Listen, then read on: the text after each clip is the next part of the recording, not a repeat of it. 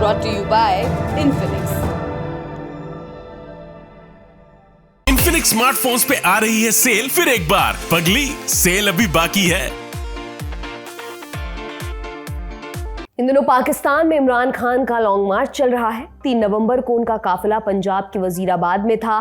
काफिला वहां से आगे चलता उससे पहले ही गोलियां चल गईं इमरान खान पर। जिस समय हम ये शूट कर रहे हैं उस समय भी घटनाक्रम तेजी से बदल रहा है।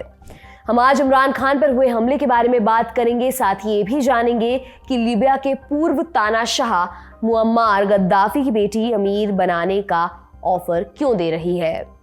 नमस्कार, मेरा नाम दिव्यांश और आप देखना शुरू कर चुके हैं लंदन टॉप का इंटरनेशनल प्रसंगों से जुड़ा रोजाना का कार्यक्रम दुनियादारी। इस समय इंटरनेशनल पॉलिटिक्स की सबसे बड़ी खबर इमरान खान से जुड़ी हुई है।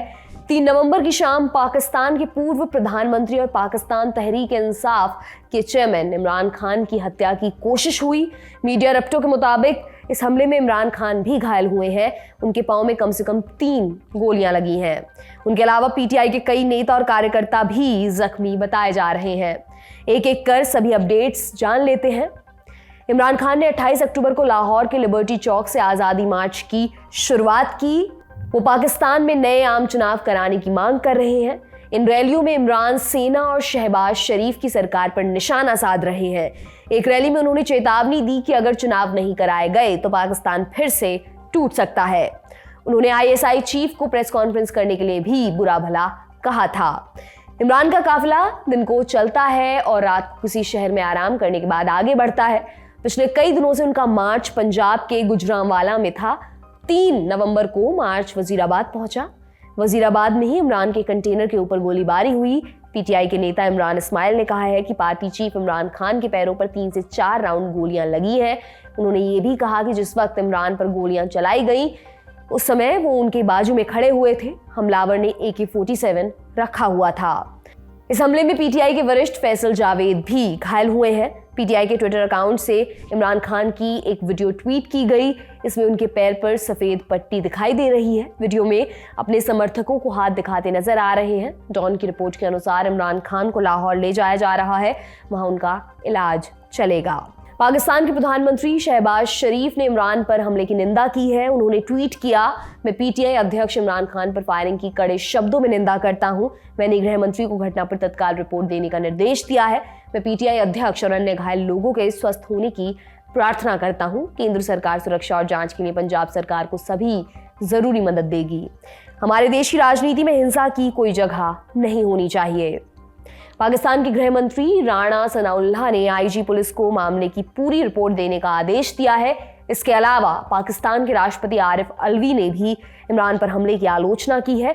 उन्होंने इमरान की सलामती के लिए दुआ भी मांगी। हमले के तुरंत बाद हमलावर को गिरफ्तार कर लिया गया। उसका नाम मोहम्मद नवीद बताया जा रहा है। अभी हमले की जो वजह है वो सामने नहीं आ पाई है। इस मामले में जो भी अपडेट्स होंगी उन्हें हम आप तक लगातार पहुंचाते रहेंगे। पाकिस्तान के चैप्टर को यहीं पर विराम देते हैं और चलते हैं अमीर बनने के एक दिलचस्प ऑफर की तरफ।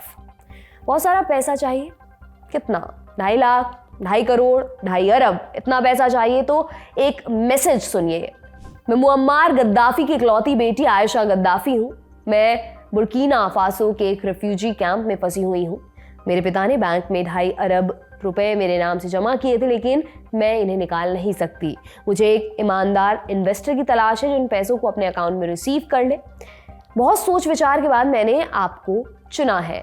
अगर आपको इसमें इंटरेस्ट हो तो किसी को बताना मत। बाकी की जानकारी ओके के बाद हम समझेंगे गद्दाफी की बेटी इतने पैसे बांट क्यों रही है और इस तरह के मेल्स के पीछे का सच क्या होता है। कुछ दिनों पहले ही ये मेल हमारे इनबॉक्स में आया था। पहले तो इस पर हमारा ध्यान नहीं गया, लेकिन फिर हमने सोचा इसके बारे में आपको बताया जाए ताकि आप सतर्क और सावधान रहें। पूरा मेल 359 शब्दों का है, अंग्रेजी में लिखा हुआ है। हम हिंदी में उसके मुख्य बिंदु आपको बता देते हैं, ये भी इसमें तथ्य क्या है और भ्रम क्या। मेल की शुरुआत में परिचय लिखा हुआ है। मैं लीबिया के युद्धरत राष्ट्रपति मुअम्मार गद्दाफी की इकलौती बेटी आयशा मुअम्मार गद्दाफी हूँ। ये पॉइंट कई स्तरों पर भ्रामक है। ये सच है कि मुअम्मार गद्दाफी लीबिया का राष्ट्रपति था, लेकिन ये गलत है कि वो अभी युद्ध से जूझ रहे हैं। मुअम्मार गद्दाफी की मौत हो चुकी है। अक्टूबर 2011 में नाटो के हवाई हमले के बाद उसको अपना महल छोड़कर भागना पड़ा था। वो सिरते में रेगिस्तान के पास एक पाइप में छिपकर बैठ गया था, तब विद्रोहियों ने उसे पीट पीट कर मार दिया था। गद्दाफी की एक सगी बेटी है, उसका नाम आयशा गद्दाफी है। गद्दाफी की एक मुंह बोली बेटी है, उसका नाम है हना। 1986 में वेस्ट जर्मनी के क्लब पर बम हमला हुआ था। इसमें कई अमेरिकी सैनिक घायल हुए थे। इसमें लीबिया की भूमिका सामने आई। उस समय गद्दाफी लीबिया का राष्ट्रपति था। तब अमेरिकी राष्ट्रपति रोनाल्ड रीगन के आदेश पर एयरफोर्स, नेवी और मरीन कोर ने गद्दाफी के ठिकानों पर हमले किए। गद्दाफी का दावा है कि इस हमले में उसकी मुंह बोली बेटी हना मारी गई, लेकिन कई बरस बाद एक वीडियो बाहर आई। इसमें हना को गद्दाफी के दूसरे बच्चों के साथ खेलते हुए देखा गया। 2011 में गद्दाफी की मौत के बाद उसके कई सीक्रेट दस्तावेज सामने आए। इनमें से एक हना से भी जुड़ा हुआ था। पता चला कि हना ने डॉक्टरी की पढ़ाई की और लंबे समय तक त्रिपोली मेडिकल सेंटर में काम भी किया। अब अगले पॉइंट की तरफ चलते हैं। आगे लिखा है, ये मेल आपको आश्चर्यजनक लग सकता है क्योंकि आप मुझे नहीं जानते, लेकिन मैं अकारण ही बुर्किना फासो के वालगादुगू में रेफ्यूजी कैंप में फंसी हुई हूँ। इसी वजह से मैंने आपको कांटेक्ट करने का फैसला किया। ये फैक्ट है कि वालगादुगू बुर्किना फासो की राजधानी है, लेकिन इस बात का कोई सबूत नहीं मिलता कि आयशा वहाँ के रेफ्यूजी कैंप में फंसी हुई है। जब 2011 में लीबिया में क्रांति शुरू हुई, तब गद्दाफी परिवार जान बचाने के लिए इधर उधर भटक रहा था। इस दौरान आयशा उसके साथ ही थी। जब गद्दाफी को महसूस हुआ कि उसका बचना मुश्किल है, तब उसने आयशा को अल्जीरिया जाने की सलाह दी। अल्जीरिया सरकार ने आयशा, उसकी माँ और उसके एक भाई को अपने यहाँ शरण दी। अल्जीरिया पहुंचने के 3 दिनों के बाद आयशा ने एक बच्चे को जन्म दिया। वो वहां रेफ्यूजी के तौर पर रहने लगी। कुछ समय बाद उसने टीवी चैनलों पर राजनीतिक बयान देने शुरू किए। उसने अपने पिता के समर्थकों को लीबिया की अस्थायी सरकार के खिलाफ प्रोटेस्ट करने के लिए उकसाया। बात तब बिगड़ गई जब आयशा पर आरोप लगा कि उसने अल्जीरिया के राष्ट्रपति की फोटो जलाई है। इसके बाद अल्जीरिया सरकार ने आयशा को देश छोड़कर जाने के लिए कह दिया। आयशा ने इराक समेत कई अरब देशों से शरण की गुहार लगाई, लेकिन सबने इनकार कर दिया। बस ओमान ने हामी भरी।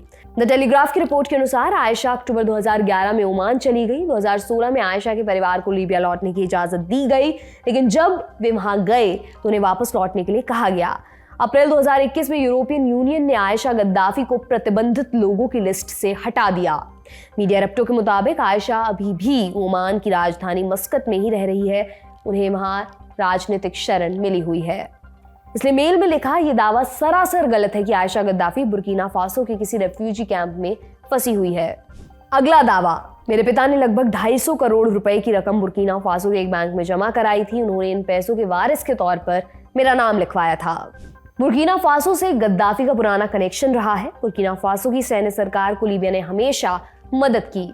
अगस्त 2011 में बुर्किना फासो की सरकार ने गद्दाफी परिवार को अपने यहाँ शरण देने का ऑफर भी दिया था, लेकिन हमारे पास इस बात का कोई सबूत नहीं है कि मुअम्मार गद्दाफी ने बुर्किना फासो के बैंक में 250 करोड़ रुपए जमा किए हों।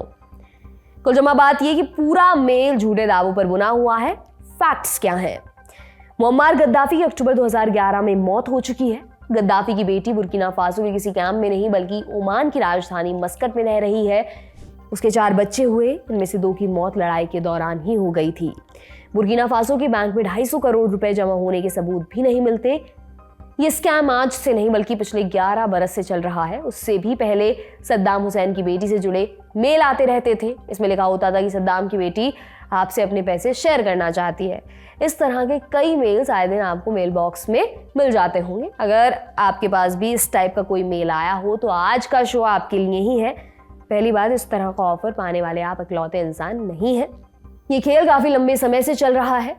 दूसरी बात, कभी इस तरह का मेल आए भी आपके पास तो पहली फुर्सत में उसको डिलीट कर दें, वरना आप किसी बड़े जाल में भी फंस सकते हैं। आपके साथ क्या क्या हो सकता है इस बारे में भी हम जरा विस्तार से बात कर लेते हैं। अगर आपने अपना बैंक अकाउंट शेयर किया तो हो सकता है कि आपकी डिटेल्स को कोई चुरा ले।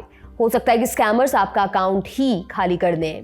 आपकी निजी पहचान भी चुराई जा सकती है। इसका गलत इस्तेमाल हो सकता है। इससे बचने के लिए ज़रूरी है कि आप इस तरह के फर्जी मेल्स पर कतई भी ध्यान ना दें। अगर ध्यान देने का मन करे तो पहले तथ्यों की पुष्टि कर लें। इंटरनेट पर थोड़ा सर्च करके आप इस तरह की जालसाजी का शिकार होने से बच सकते हैं और दूसरों को भी बचा सकते हैं। आज का दुनियादारी यहीं पर समाप्त होता है। कल फिर आपसे मुलाकात होगी। इसी उम्मीद के साथ विदा लेती हूँ। शुक्रिया। शुभ रात्रि। आपके ज्ञान की गहराई नापने के लिए आ गई है लल्लन टॉप क्विज। मौके पर दो जवाब और मौके पर ही पाओ इनाम। सोमवार से शुक्रवार रात 9 बजे सिर्फ लल्लन टॉप ऐप पर। याद रखो कक्का की बात जो कही गई है, नॉलेज पर हाल लगाओ हाल फायदा, दे लगाओ का फायदा। तो फटाक से डाउनलोड करो लल्लन टॉप ऐप और आ जाओ 9 बजे क्विज खेलने के लिए हमारे साथ।